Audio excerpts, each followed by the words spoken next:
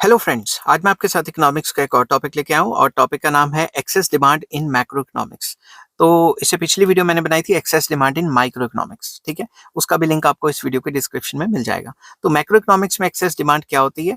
The extent by which the aggregate demand in the economy exceeds the aggregate supply at full employment level is called excess demand। तो excess demand एक ऐसी situation है जिसमें aggregate demand ज्यादा होती है aggregate supply से corresponding to full employment। अब ये ध्यान से देखना, मैं आपको डायग्राम से समझाता हूँ।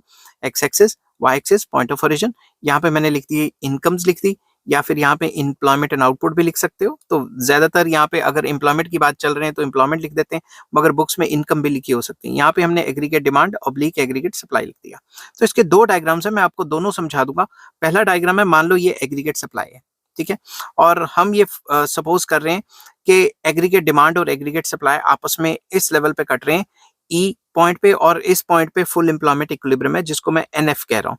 तो ये ईएफ फुल एम्प्लॉयमेंट इक्विलिब्रियम है, कि मतलब इससे ज्यादा एम्प्लॉयमेंट है ही नहीं, इससे ज्यादा एम्प्लॉयमेंट हो नहीं सकती इकोनॉमी में।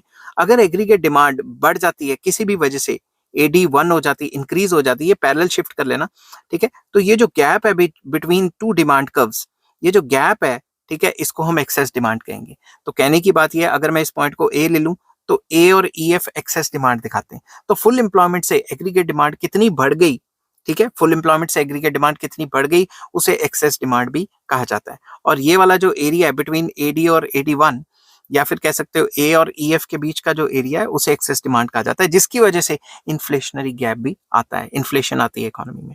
आई होप ये वीडियो आपको पसंद आई होगी। अगर पसंद आती है तो please like, share and subscribe.